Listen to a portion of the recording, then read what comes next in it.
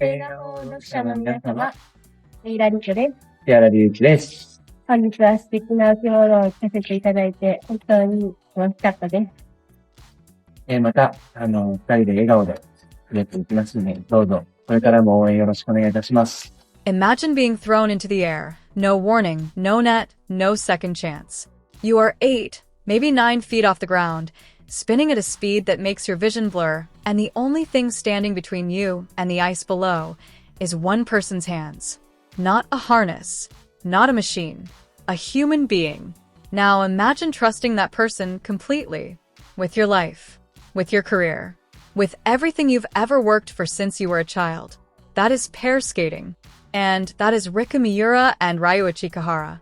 Most people watch figure skating and see beauty. The gliding, the costumes, the music floating through a frozen arena. But here's what they don't see: the years of terror that go into every single second of that performance.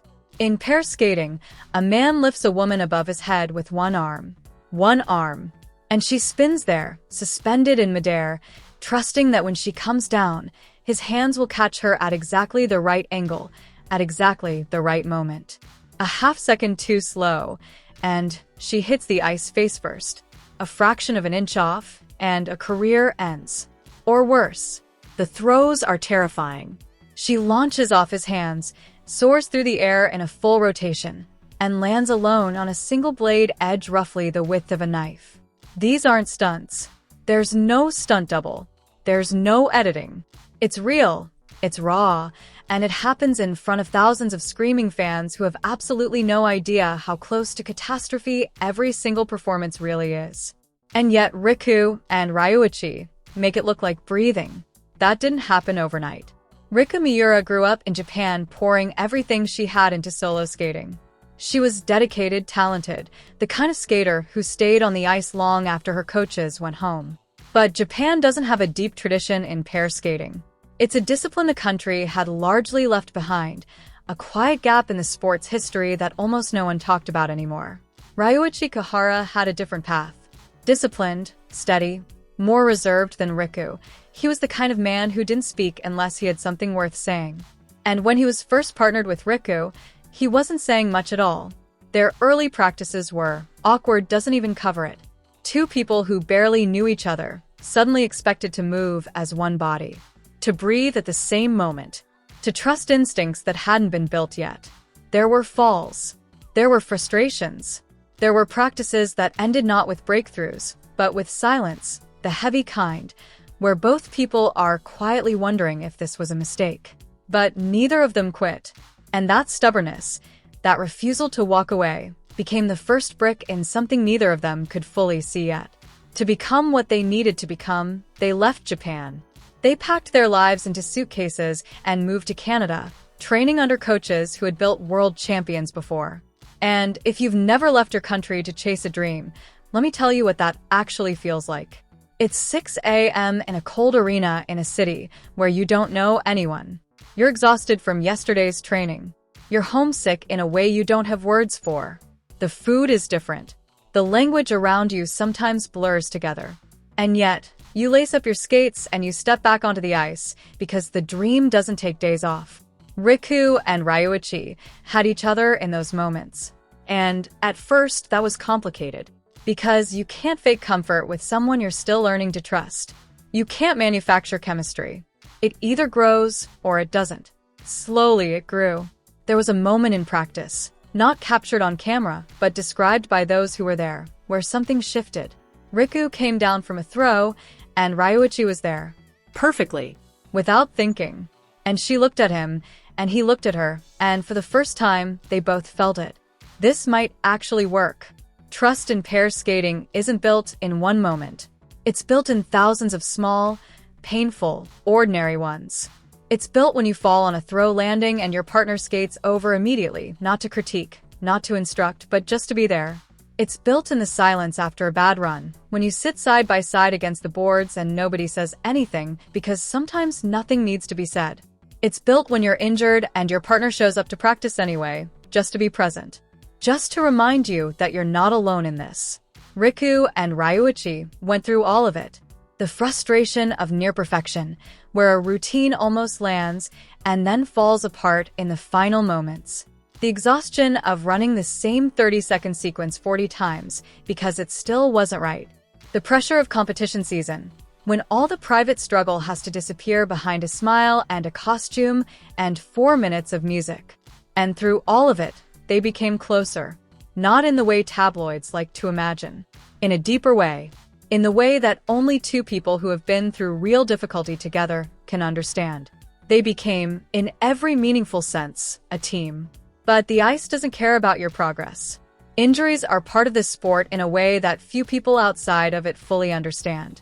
You're not just asking your body to perform, you're asking it to perform dangerous, technically demanding, physically extreme movements over and over again for years. Something is always hurting.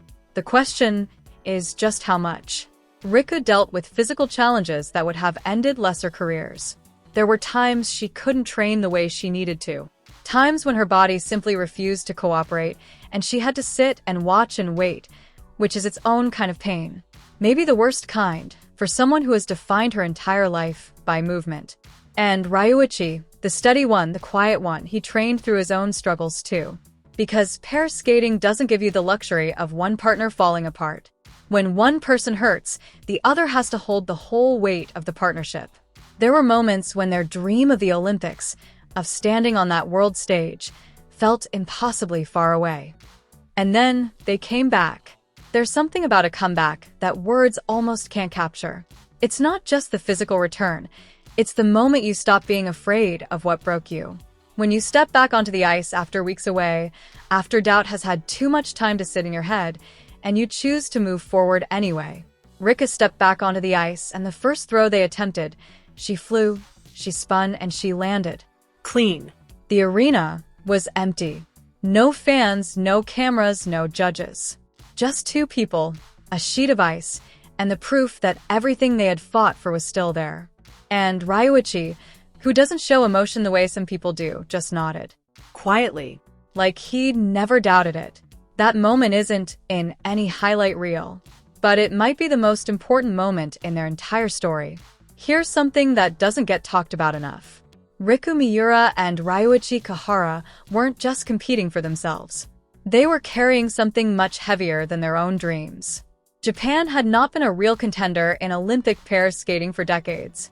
Generations of Japanese skaters had watched the Europeans and the Chinese and the Russians dominate the discipline, and somewhere along the way, an entire nation had quietly let the dream go.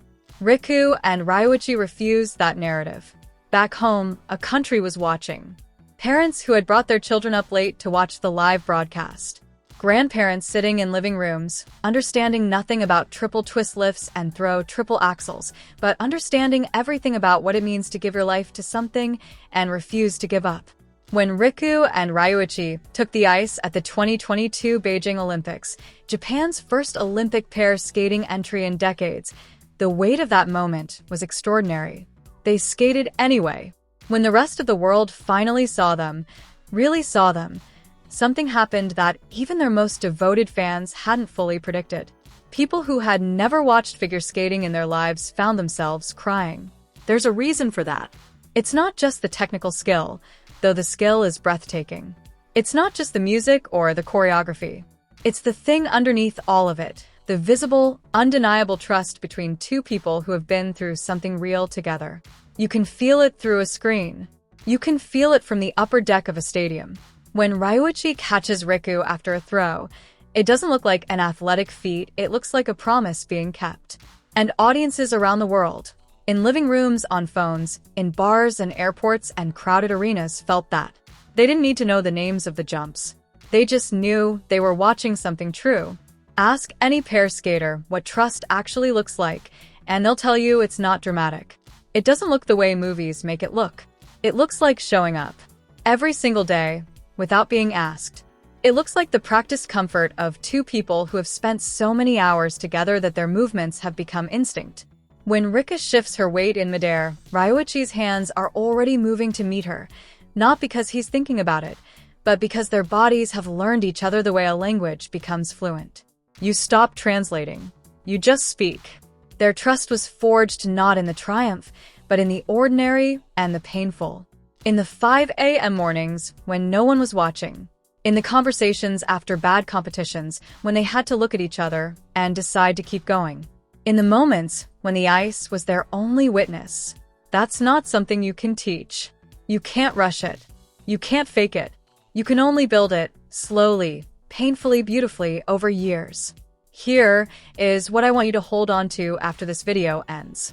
2 young people left everything familiar. They moved to a foreign country.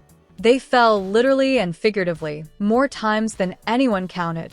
They carried an entire nation's forgotten dream on 2 pairs of blades. They survived injuries and doubt and the crushing weight of expectation. And they came out the other side not just as champions, but as something rarer and more valuable than any medal could ever represent. They came out the other side as proof. Proof that trust, real, earned, unconditional trust, can make 2 people capable of something neither of them could reach alone. Proof that showing up every day, even when it's hard, even when it's invisible, even when no one is watching, is the most powerful force in the world. When Rika Miura and Ryuichi Kihara stand at the center of that ice and take their final bow, they're not just accepting applause. They're acknowledging something that took years and pain and sacrifice to build. They're acknowledging each other. And in a world that moves so fast, in a time when real connection feels rare and fragile, watching 2 people trust each other that completely, that beautifully, that honestly, feels like hope.